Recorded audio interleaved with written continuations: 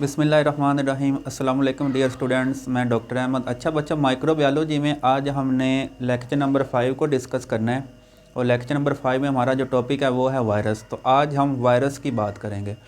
अच्छा बच्चों, जैसा कि आपको पता है हमारे पास दो किस्म की चीज़ें होती हैं। एक को हम जिंदा चीज़ें कहते हैं जो लिविंग है, और दूसरी नॉन लिविंग होती है जिनको हम बेजान कहते हैं। लेकिन दुनिया में एक ऐसी तीसरी चीज़ भी मौजूद है जो लिविंग भी है और नॉन लिविंग, मतलब जो लिविंग और नॉन लिविंग के इन बिटवीन है, दोनों के दरमियान में। अब आप हैरान होंगे कि ऐसी कौन सी चीज़ है कि जिसको आप ज़िंदा भी कह सकते हैं और जिसको आप बेजान भी कह सकते हैं। हाँ, ऐसी चीज़ मौजूद है और उस चीज़ का नाम है वायरस। ठीक है, तो अब देखें, वायरस को हम ज़िंदा तब कहेंगे जब वायरस किसी ज़िंदा चीज़ के अंदर चला जाएगा। मतलब वायरस अगर मेरी बॉडी के अंदर चला गया ना, तो उसको आप ज़िंदा कहोगे कि वो लिविंग है। ठीक है, लेकिन अगर यही वायरस आपकी बॉडी से बाहर हो, जिस तरह ये मेरे पास एक मार्कर है, मार्कर बेजान चीज़ है, अगर इसके ऊपर कोई वायरस पड़ा हुआ है तो उस वायरस को भी आप बेजान ही कहोगे। ठीक है, तो वायरस को तब भी ज़िंदा आप कहोगे जब वो किसी ज़िंदा चीज़ के अंदर चला जाएगा। तो हम अपना लेक्चर स्टार्ट करते हैं। सबसे पहले वायरस का इंट्रोडक्शन है कि वायरस क्या होता है। तो वायरस जो लफ्ज़ है ना, ये लतीनी ज़बान का लफ्ज़ है वायरस, और इसका मतलब होता है पॉइज़न। के पहले जब वायरस डिस्कवर हुआ था ना, तो लोगों ने इसको पॉइज़न ही कहा था कि ये एक जहर है।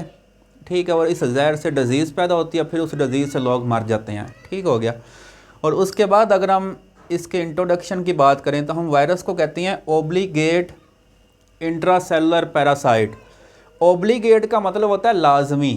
ठीक है, इंट्रासेलर अगर हम इसको दो लफ्ज़ों में डिवाइड कर दें, इंट्रा एंड सेलर। इंट्रा कहते हैं विद इन, सेलर सेल। ठीक है, और सेल एक ज़िंदा चीज़ है। पैरासाइट, पैरासाइट एक ऐसी चीज़ होती है जो दूसरों के ऊपर डिपेंड करती है। ठीक है, तो वायरस को आपने क्या कहना है, ओब्लिगेट इंट्रासेलर पैरासाइट कहना है कि इसके लिए, इसके ज़िंदा रहने के लिए जो सबसे ज़रूरी चीज़ है वो सेल है। ठीक है, कि जब तक वायरस किसी सेल के अंदर है तो वो क्या है, वो ज़िंदा है, वो अपनी क्या करेगा, रिप्रोडक्शन भी करेगा, अपनी कॉपीज़ भी बनाएगा। ठीक हो गया। तो इसको ज़िंदा रहने के लिए, इसके लिए सबसे ज़रूरी जो चीज़ है वो सेल है, कि सेल के बगैर ज़िंदा रह ही नहीं सकता। इसलिए हम वायरस को क्या कहते हैं, ओब्लिगेट इंट्रासेलुलर पैरासाइट कहते हैं। अब यहाँ पे हम वायरस के अगर हम डेफिनेशन की बात करें कि इसको आप कैसे डिफ़ाइन कर सकते हैं, तो इसकी डेफिनेशन में चंद एक पॉइंट्स हैं जिनको हम वन बाय वन डिस्कस करते हैं। तो पहला पॉइंट यही है, नॉन सेलुलर। सेल जो वायरस है ये सेल नहीं है। ठीक है, क्योंकि सेल का एक प्रोटोकॉल होता है कि सेल के अंदर न्यूक्लियस होता है, सेल के अंदर डिफरेंट किस्म की ऑर्गेनेलीज होती हैं, सेल के बाहर सेल मेम्ब्रेन होती है जिसको हम सेल कहते हैं। लेकिन वायरस में तो ऐसी कोई भी चीज़ नहीं है। वायरस में कोई न्यूक्लियस, कोई आप कह सकते हैं ऑर्गेनेलीज नहीं है, कोई उसमें सेल मेम्ब्रेन नहीं है। तो इसलिए वायरस क्या है, ये नॉन सेलुलर है, इन्फेक्शियस। और वायरस क्या है, इन्फेक्शियस है, जो डिजीज़ पैदा करे। ऐसी चीज़ जो डिजीज़ पैदा करे उसको हम इन्फेक्शियस कहते हैं। तो वायरस लाजमी डिजीज़ पैदा करता है, एजेंट। ठीक है, तो ये एक एजेंट है, ये एक पार्टिकल है। ठीक है, जो नॉन सेलुलर है, जिसको आप सेल नहीं कह सकते। और दूसरे अगर हम पॉइंट पे आएँ, contain nucleic acid and protein. Virus में दो ही चीज़ें होती हैं, एक इसके अंदर न्यूक्लिक एसिड होता है, दूसरा इसके अंदर प्रोटीन होती है। तो वायरस दो ही चीज़ों से मिलकर बना हुआ है, एक न्यूक्लिक एसिड है, दूसरी इसमें क्या है, प्रोटीन है। अब देखें, न्यूक्लिक एसिड दो किस्म का होता है, डीएनए और आरएनए। तो कुछ वायरसेस में डीएनए होगा और कुछ वायरसेस में आरएनए होगा। जिसमें डीएनए होगा उसको हम डीएनए वायरसेस कह देंगे, जिसमें आरएनए होगा उसको हम आरएनए वायरसेस कह देंगे। तो ये दोनों चीज़ें एक वायरस में नहीं आ सकती। ठीक है, तो या तो वायरस में डीएनए होगा या वायरस में क्या होगा, आरएनए होगा।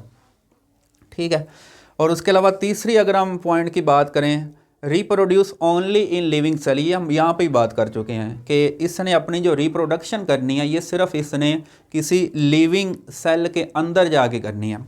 ठीक है, तो इसको रिप्रोडक्शन के लिए कोई ना कोई लिविंग सेल चाहिए। और फोर्थ जो लास्ट पॉइंट है, use the biosynthetic machinery of host cell. अब देखें, अपनी कॉपी बनाने के लिए ना कुछ चीज़ों की ज़रूरत होती है। जिस तरह सेल को अपनी कॉपी बनाने के लिए आप कह सकते हैं उसको बहुत सारे एंजाइम, बहुत सारी प्रोटीन, राइबोसोम वगैरह ये सारे चाहिए होते हैं। तो इसको कहते हैं बायोसिंथेटिक मशीनरी, जिससे आगे कॉपीज़ बनती हैं। लेकिन वायरस के पास तो अपनी कोई बायोसिंथेटिक मशीनरी नहीं है। तो जैसे ही वायरस किसी सेल के अंदर जाता है तो ये सबसे पहले उस सेल की जो बायोसिंथेटिक मशीनरी है उसके ऊपर कब्जा करता है और फिर उसे ज़बरदस्ती अपनी कॉपीज़ बनाता है। ठीक हो गया। तो ये 4 पॉइंट्स हैं जो आपने इसकी डेफिनेशन में लिखने हैं। अच्छा, इसके बाद हम वायरस की अगर हम शेप्स की बात करें ना, तो वायरस डिफरेंट शक्लों में पाए जाते हैं और वायरस दुनिया का सबसे छोटा आप कह सकते हैं पार्टिकल है और ये आम माइक्रोस्कोप से भी नज़र नहीं आता, जिसको हम सिंपल कंपाउंड माइक्रोस्कोप कहते हैं। बैक्टीरिया उसे नज़र आ जाते हैं लेकिन वायरस नज़र नहीं आते। तो वायरस को देखने के लिए स्पेशल किस्म की जो माइक्रोस्कोप होती है जिसको कहते हैं इलेक्ट्रॉन माइक्रोस्कोप, ठीक हो गया, सिर्फ आप उसी से इस वायरस को देख सकते हैं। तो वायरस डिफरेंट शक्लों में पाया जाता है, लेकिन यहाँ पे हमने 3 शक्लें डिस्कस करनी जो आपके सिलेबस में मौजूद हैं। तो पहली शक्ल है हेलिक्स। हेलिक्स कहते हैं स्प्रिंग को हैं, ठीक है, आपने स्प्रिंग देखा होगा। तो स्प्रिंग की शक्ल ऐसी होती है। तो कुछ वायरस आपको स्प्रिंग की तरह के नज़र आते हैं, तो उन वायरस को हम क्या कह देंगे, ये हेलिकल वायरसेस हैं या इनकी शक्ल हेलिक्स होती है। अब हेलिक्स कौन से वायरसेस की शक्ल हो सकती है, इसमें एग्जांपल हैं जिस तरह रेबीज़ का जो वायरस होता है। रेबीज़ आपने बड़ी ख़तरनाक बीमारी होती है, ये जो हल्के कुत्ते नहीं होते, ये किसी को काट लें तो उस बंदे को रेबीज़ हो जाती है, ठीक है। या तंबाकू मज़ीक जो वायरस होता है। तो ये दोनों वायरसेस की जो शेप है हेलिक्स होती है। उसके बाद दूसरी शेप है इकोसाहेड्रॉन। हेड्रॉन कहते हैं साइड को, इकोसा आप कह सकते हैं जिसकी बहुत सारी साइड्स हों। तो इकोसाहेड्रॉन कहते हैं जिसकी 20 साइड्स हों और जिसके 12 कॉर्नर्स हों, 12 कॉर्नर्स हों। देखें ये देखें ये वाली जो शेप है, ठीक है, इसकी देखें कितनी साइड्स हैं, ठीक हो गया। तो ये 20 साइड्स होंगे, वो क्या होंगे, साथ 12 कॉर्नर्स होंगे। तो ऐसी शक्ल को हम कहते हैं इकोसाहेड्रॉन। और इसमें किसकी एग्जांपल है, पोलियो वायरस आपके पास होता है और आपके पास हर्पीस सिम्प्लेक्स जो वायरस होता है, हर्पीस सिम्प्लेक्स वायरस, ठीक है। तो इन दोनों की जो शक्ल है वो इकोसाहेड्रॉन होती है। और तीसरी शक्ल है कॉम्प्लेक्स। अगर किसी वायरस में ये दोनों शक्लें कंबाइन हो जाएं, ये दोनों शक्लें ही आ जाएं एक वायरस के अंदर, तो उस वायरस की शक्ल को हम कॉम्प्लेक्स कहते हैं। जिस तरह देखें कॉम्बिनेशन है ये हेलिकल एंड इकोसाहेड्रॉन शेप का। और इसमें एग्जांपल है बैक्टीरियोफेज, ठीक है। बैक्टीरिया और फेज भी हम वायरस को ही कहते हैं। तो बैक्टीरियोफेज ऐसा वायरस जो बैक्टीरिया के ऊपर अटैक करता है, उस वायरस को हम कहते हैं बैक्टीरियोफेज। अब देखें ये बैक्टीरियोफेज वायरस की शक्ल है, ये इसका हेड है और ये नीचे इसकी टेल। अब देखें इसका जो हेड है उसकी शक्ल ये देखें इकोसाहेड्रॉन है और उसकी टेल की शक्ल क्या है, हेलिकल है। तो ये दोनों शक्लें एक ही वायरस में आ गई हैं, तो इसलिए इस वायरस की शक्ल को हम क्या कहेंगे, ये कॉम्प्लेक्स है। अच्छा, उसके बाद ये इंपॉर्टेंट चीज़ है, यहाँ पे हम वायरस के स्ट्रक्चर की बात करते हैं कि एक वायरस में आपको कौन सी चीज़ें मिलती हैं। तो वही बात है, सबसे पहले वायरस के अंदर जो चीज़ होती है उसको न्यूक्लिक एसिड कहते हैं। और न्यूक्लिक एसिड को आप जीनोम भी कह सकते हैं, इसका दूसरा नाम जीनोम है। और जीनोम आपके पास 2 किस्म का होता है, या डीएनए होता है या आरएनए, या डीऑक्सीराइबोन्यूक्लिक एसिड या ये क्या होगा, राइबोन्यूक्लिक एसिड। तो किसी वायरस में या तो डीएनए होगा या किसी वायरस में क्या होगा, आरएनए। ये दोनों डीएनए आरएनए एक वायरस के अंदर नहीं होंगे, ठीक है। तो कुछ वायरसेस जिसमें डीएनए होगा उनको हम डीएनए वायरसेस कहेंगे, जिनमें आरएनए होगा उनको हम क्या कहेंगे, आरएनए वायरसेस कहेंगे। और दूसरी चीज़ इसके इनमें क्या होता है, प्रोटीन है और ये प्रोटीन का कोट होता है, ठीक है, जिसने जीनोम को रैप किया होता है चारों तरफ से।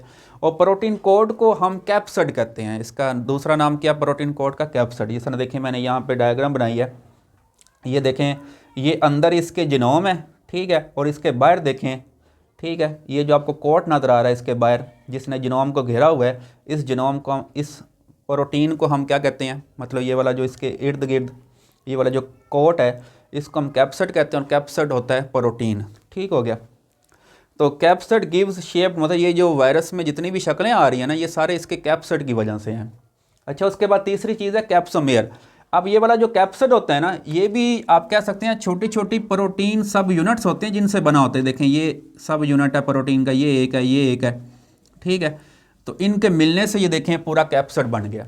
तो capsid is made of protein सब यूनिट्स, मतलब ये छोटी छोटी प्रोटीन के सब यूनिट्स होते हैं जिनके मिलने से ये कैप्सिड बनता है। तो उन प्रोटीन सब यूनिट्स को हम कहते हैं कैप्सोमेयर्स, ठीक है। और इसमें एग्जांपल देखिएगा, हमारे पास एक वायरस है हर्पीज़ वायरस, इसका जो कैप्सिड होता है उसमें टोटल कितने कैप्सोमेयर्स हैं, 162 कैप्सोमेयर्स होते हैं।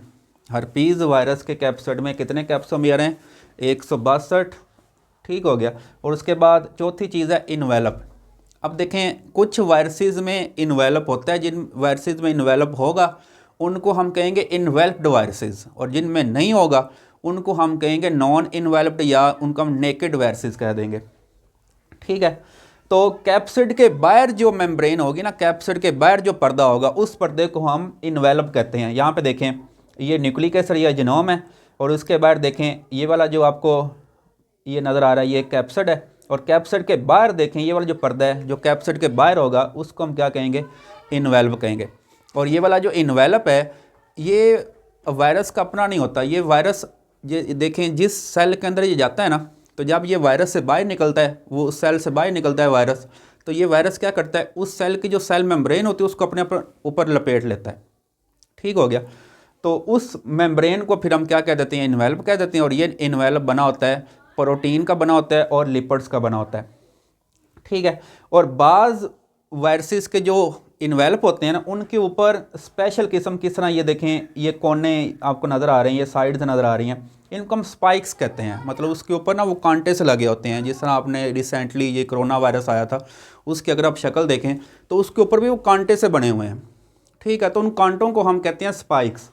तो ये भी बेसिकली स्पाइक्स प्रोटीन होती हैं और ये वायरस की ना अटैचमेंट में हेल्प करती है। मतलब जब वायरस ने किसी सेल के ऊपर अटैक करना हो ना, तो सबसे पहले वायरस क्या करता है, उस सेल की जो सेल मेम्बर है उसके साथ जाके अटैच होता है। तो ये स्पाइक्स उसको अटैचमेंट में हेल्प करती हैं। कंटेन मतलब इसमें इंजाइम होते हैं और ये इंजाइम हेल्प करते हैं attachment of virus with the host cell. तो जिस सेल के अंदर वायरस जाएगा तो उसको हम क्या कहेंगे, ये इसका होस्ट है। अच्छा बच्चों, ये था हमारा आज का लेक्चर। उम्मीद करता हूँ मेरा लेक्चर आपको बहुत अच्छा लगा होगा। अपनी दुआओं में बहुत सारा याद रखिएगा। मिलते हैं नेक्स्ट लेक्चर के साथ। अल्लाह हाफिज़।